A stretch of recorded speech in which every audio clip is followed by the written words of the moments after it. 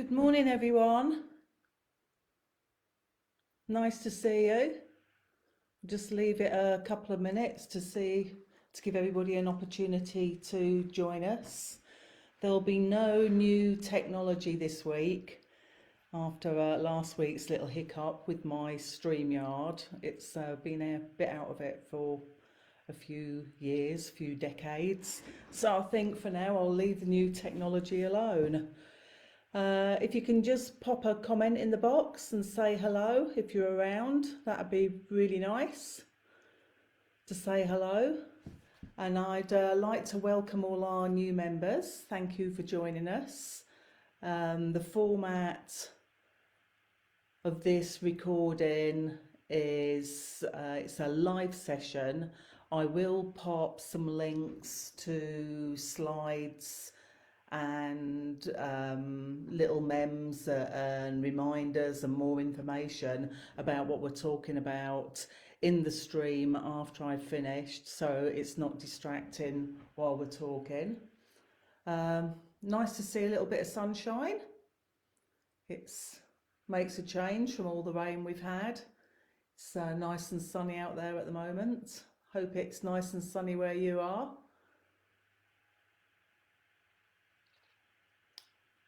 And very much looking forward to the clocks moving forward, and soon we'll be having nice longer days, which will be wonderful. Warmer days. Anybody heard the cranes going over at all?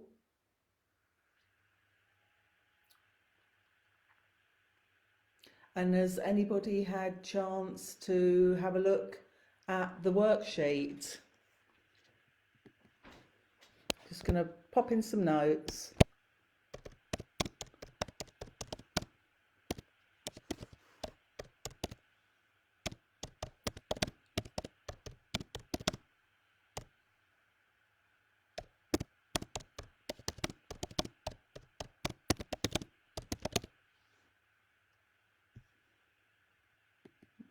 Fingers a bit slow this morning. Oh, hi, Kerry. Nice to see you. Thanks for joining us. Is that a no sorry you are here, or a no sorry you won't be able to join us?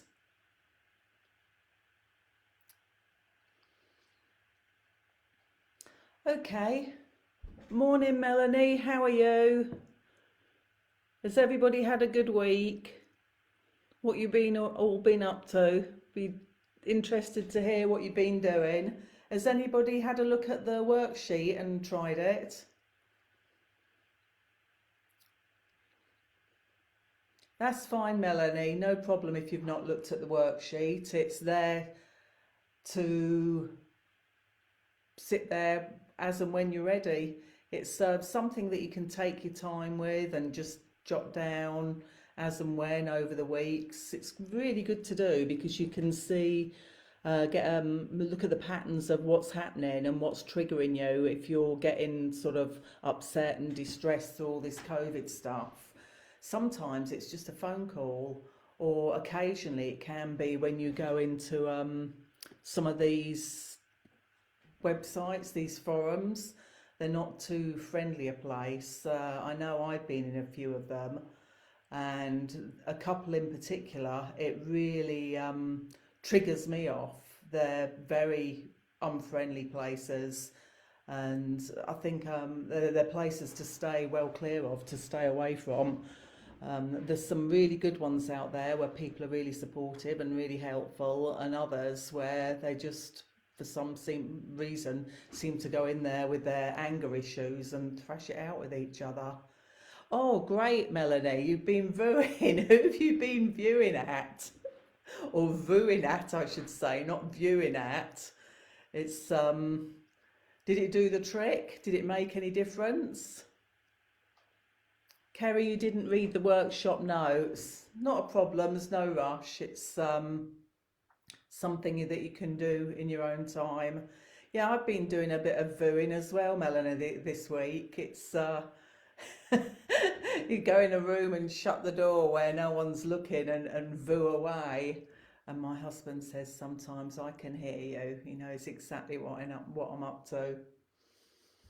What I may do is, because there's a lot of ladies on here who've got children who are doing the homeschooling, and some of you I know are working as well, I may change the session to a Sunday evening after curfew, because I know you'll all be in then, so nobody's got any excuses for not coming along. I won't be doing it this Sunday, being Valentine's.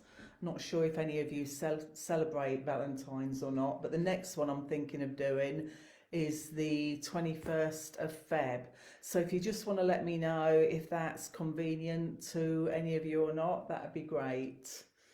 Okay, I think we'll make a start. First of all, I'd like to talk a little bit. A lot of people, especially a lot of my clients, initially when they first contact me, say, oh, I see you do counselling, coaching and therapy. And they said, no, do you do it all at once? And some people are not quite clear on the differences between counselling and coaching. And a lot of people advertise coaching, but what they seem to be selling in their descriptions is therapy. But they are very, very separate. They are two totally different, separate things.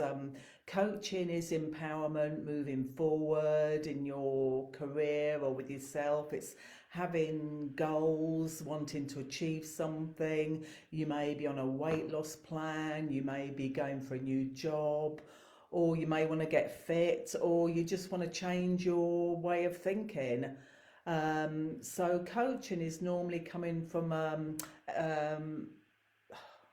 what would you say, like a healthy viewpoint, and moving forward with your life and making big changes in your life, as opposed to counselling and therapy is more for if we're a little bit stuck in our lives, if we've got some emotional baggage, which a lot of us have, especially the unclaimed baggage that has been hanging around for a few years that we need to deal with. So really it's any good coaching person should really, if you're coming from a point of you've got some emotional problems and you've got some issues or some emotional flashbacks, like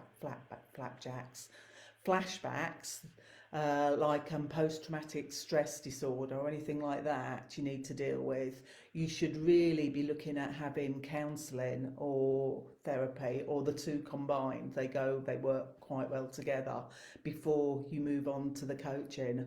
And it should be a 3-stage process of the counselling to ascertain what the problem is, and then you introduce the appropriate therapy along with the counselling to help somebody move forward, to get them to a healthier place, so that they're then ready to move forward with their lives and do the coaching. So that's just a little bit of background about that. Anybody else there joining us at the moment? You're all a little bit quiet, not much going on. Oh, the other thing I would like to say, just a reminder that everything we discuss in this group, it's a private group, stays private. So what we talk about in the group stays in the group. As far as I'm concerned, it's absolutely confidential. I treat this group exactly the same way as I would do if I was dealing with my private clients. It is private, it's not out there for everybody to see in the public domain. You like the sound of emotional flapjacks. Maybe I'll do a recipe for those. Invent my own and put it up out there. That'd be a quick and easy way of doing it. Certainly a lot quicker than some of the work sometimes we have to do on ourselves. I'm going to talk a little bit about, we touched on the vagus nerve last week and emotional regulation. Is anybody sort of familiar with the nervous states, flight and fight and freeze? It's our, first of all, flight and fight response is a survival strategy. Hang on, I've got a few notes because I can't memorise absolutely everything I read. It's a response from the sympathetic nervous system If you were running away from a tiger, for example, you want this response to save your life. When we have a fight response, we're sometimes angry, enraged, irritated and frustrated. And if we're having a flight response, we have anxiety, worry, fear and panic. We get high blood pressure, the heart rate races, and the adrenaline increases as well. And it decreases our digestion and pain threshold and our immune system. The second state we get in is the freeze state, which is the dorsal state, which is what we were talking about last week, and this is the most primitive pattern. This is also referred to as our emergency state. It means that it's when we're completely shut down, and that's where I showed you on the ladder last week, the 3 different stages on the ladder. And that's where we don't want to be, in the freeze situation. And what we need to do is be aware of the state our nervous system is in, to make sure we don't sink too far down the ladder. And maybe sometimes when you're at the middle, do a little bit of work on the stuff that we went through last week to just get you back up there again. I've got some notes here about the sympathetic system, but there's a lot of that stuff on my website, and I don't want to get into it too much at the moment. I don't want to dig too deep. I'd rather sort of work on stuff where we can be moving forward a little bit. So let's talk a little bit about NLP, which is one of the therapies that I offer, neuro-linguistic programming, and a lot of people are put off by the name NLP. It's a therapy that's been around for a long time, and it's a brilliant therapy for dealing with things that bother us all the time. I mean, things that really trigger us. If you've got a problem that keeps reoccurring over and over again and you can't get it out of your head, we've all been there. And something, it could be a tragedy that's happened to you. It could be something like a car accident, or sometimes it's going through divorce and emotional upset. It covers anything. NLP we can use to deal with so many different things. And what it is, the neuro-linguistic programming is all about the brain and reprogramming your mind. And what I'm going to do today is, I'm not going to bang on for an hour like I did last week, because I think it's a little bit too long. What I'm going to do at the end of this tape is just put together a little NLP recording for you that you can listen to. And I always do my recordings with bilateral music, which stimulates the brain, so it helps the message to go in there and stay there. And they say that if you do practice any of these type of NLP recordings or this positive psychology recordings for between 21 and 28 days, that it actually reprograms the brain to think in the more positive way, listening to the positive words that you've told it on the tape. So I'll prepare that and have it up very shortly after this session for you all to have a go at. Going back to the NLP, the beauty of NLP is traditional counselling. In the past, you have to sit there with somebody and talk for hours and hours and have many sessions diving in deeply into whatever the problem is, and it can be distressing. It can be even more traumatic than sort of what you've been through, having to go there and dig it up over and over again and keep repeating it and talking about it. And it could be 4 or 5 sessions with a traditional sort of talking therapy counsellor before you actually start working on some therapy and working on the actual problem. But with NLP, it's slightly different. You can do NLP with a group of people. You don't actually have to talk too much about the problem, because how NLP works is that you focus in the mind about what the problem is, and you put a lot of focus and emphasis on it. And what we do is we take that problem and then we look at a situation where we'd like to be and how we hope we'd feel after we've alleviated the problem.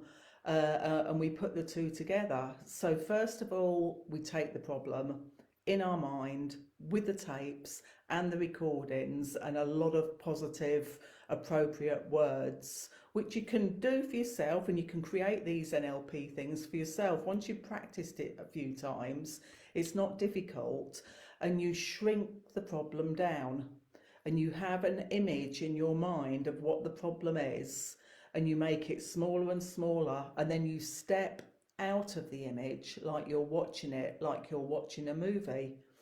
And not only do you watch it like you're watching a movie, but you make it very black and white. You make it very dull, very insignificant, and you keep taking steps back and taking steps back and looking at it so it gets further and further into the distance. And you attach words to that bad situation to tell yourself that yes, you are moving away from it, you are stepping out of it, you're watching it, it's just a movie, it's not real, it's in the past, it's not important anymore, it's not happening anymore. We focus on that probably for about 5-10 minutes, working through it, um, with the introduction technique that I use as well in the NLP. It gets you into a relaxed state first. And then once we've done that, and then we move forward into the where you would like to be in your life on the more positive thing. And what we do with the positive situation is we attach all the positive words to it, and we look at it, and we look at it really closely, like it's right in front of us, and we grow it. And instead of stepping out of it, we step into that movie. And what you do with a movie, you give it sounds, you give it lots of colour, you give it lots of meaning, you make it as real in your mind as you possibly can, like you're stepping into a film set, that you can smell what's going on around you. If you're in a field out in the countryside, you could smell the hay, that you could feel the warmth on your skin from the sun outside. And you get the picture. So do you understand exactly where I'm going? That you build it, and you build it huge, and you attach loads and loads of positive words to it, and you keep working on it for 10 to 15 minutes. And then you use the technique to bring you back to your awareness. And that basically is how NLP works. And you can take a problem that you've had for many, many years using that technique, the NLP technique, with the help of a therapist to start with. And actually, if you listen to it for 21 to 28 days consecutively, I almost guarantee it that you will be able to, if not eradicate that problem completely, you'll be able to shrink it right down and process it into the back of the brain, into the part of the brain where it should be. Normally when we've got all these problems, when they're big and we've had them for years and they won't go away, it's because of the limbic system. And again, I'll attach the slides onto here when I've finished. I've put a lot of slides about the limbic system and all the different areas of the brain and how we process our thoughts and our emotions are on my main website, so you can have a look at that. But I'm not going to get into the technicalities and the technical details of that at the moment. Anybody got any questions? Be nice to hear from anybody, or have you all fallen asleep and gone by now? Okay, you've either all gone off to make a cup of coffee, or you've all bored stupid. And then we've got CBT, the cognitive behavioural therapy, which is changing our thought process and changing the way we think about things. There's another good worksheet which I'll put up on here, which is called ANTS, which is Automatic Negative Thoughts. And that is just a small part of cognitive behavioural therapy. Melanie, great, you're still here. It's good to hear. Yeah, and the cognitive behavioural therapy and the ANTS is a way of recognising when you have these automatic negative thoughts. And very similar to the worksheet that I've given you and I put up during the week, what you do is you jot down when you have one of these. Oh, Pauline, hi Pauline, good, you're taking it all in. No, you're not bored yet. Glad to see that. Yeah, you're all still here.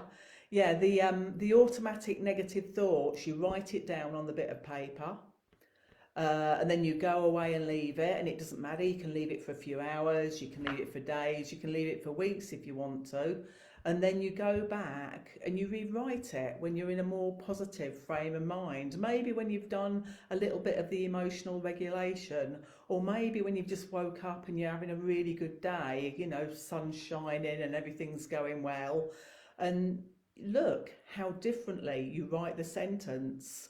I find it really useful. I mean, I still use it now to keep me sort of in a positive state of mind, and it's amazing. And sometimes I can write down something and it seems okay, and then I can go back when I'm having a really, really good day and a really productive time and rewrite it and improve on it every time and make it more and more positive words, and take all the negativity out of it.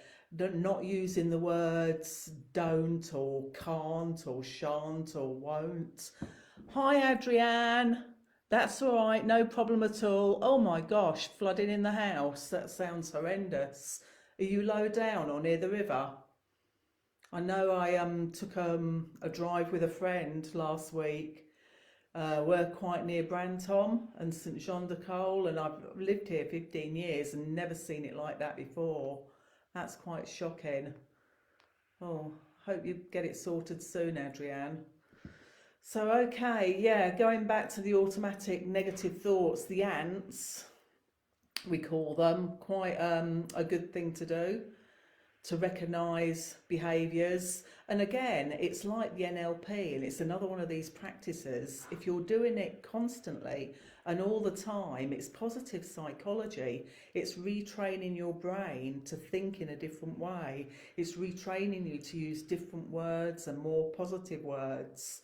It's really hard to get into the habit of negativity, and COVID isn't helping us with all of this because we're surrounded by it. It's in the newspapers, it's on the internet, it's every time we put the TV on.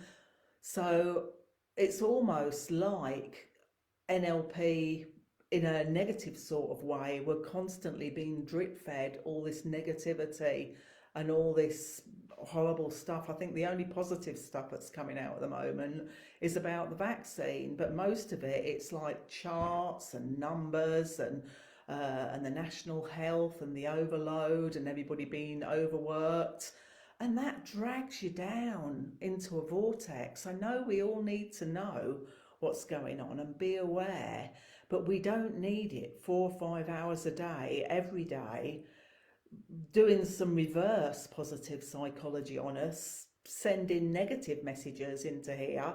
And no wonder we're all out there feeling emotional and stressed, listening to that all day and every day. Hi Maggie, glad you're here. Nice to see you. Sue, B9. Nice to see you, Sue. Yeah, me and Sue yesterday, we were so bogged down with it, bit naughty, put on the masks and went out shopping. Went to a quiet little town and I bought myself a new dress, and that was my bit of therapy for the week. Something nice and spring-like, ready to wear in the nicer weather, and it was great because we were the only ones in the shop, so I don't think we were putting anybody at any risk. We had our masks on, we were very cautious, we had our hand wash, and made me feel good. I haven't tried the dress on yet, I hope it's going to fit. Anybody else joining us out there? So, ladies, is there anything you'd like me, particularly on our next session, that I'm going to change to the Sunday evenings to look at? Like I said, I'm going to put the worksheet up for the automatic negative thoughts for you to have a look at and have a go at that. And it'd be really nice during the week if you could come back to me with some feedback on the other worksheet. You don't have to tell me the content of it. Obviously, that's very private and personal to you. But I'd really like to see if any of you are sort of recognising where you are being triggered and you are sort of getting anxious, or other people or situations are setting you off and getting you going. If yeah, you can take a look at it after a week when you've jotted all the notes down and sometimes see a pattern. And once you recognise that pattern, and then you can say, oh, every time I felt like that, every time I was like, oh, heart pounding a little bit and getting a little bit agitated about something, it's when I went into that damn forum where everybody's all on the attack, and every time I asked a question, everybody was coming down on me like a ton of bricks. And then if it's happening on a regular occurrence, you can say, maybe I'll just take a step away from that and take, a few steps back from it. I don't really need to be there. There's a lot more positive groups I can join. Or sometimes you might phone somebody up and you're chatting away and you can feel they'll say something. It could be just one word or something that really gets you going and really gets you triggered. I mean, if it's just happening on the rare occasion, that's just something that you sort of have to live with. But if it's over and over again, repetitive, and you can see that pattern on your bit of paper, again, you can just step back and think, hang on, I'm not going to ring that person as often as I normally do. I'll just ring them on the odd occasion. Or when you're talking to that person on the phone and they say that thing that triggers you, just make an excuse and say, oh, really sorry, I've got to rush off now. Kettle's boiling, chip pan's boiling over or whatever. And then go back and make a note of it, sort of how you feel once you've taken control of that situation, how you feel afterwards, and see if it starts to making a difference to your mood. And I pretty much guarantee that if you try it for over a month, by the end of the month, you'll look at the pattern and think, yeah, it's not happening so often now. And it's just regulating your environment and your situation and where you are, and along with a lot of positive psychology and different techniques you can use to keep the positivity. So anybody got any questions? You're all very quiet out there.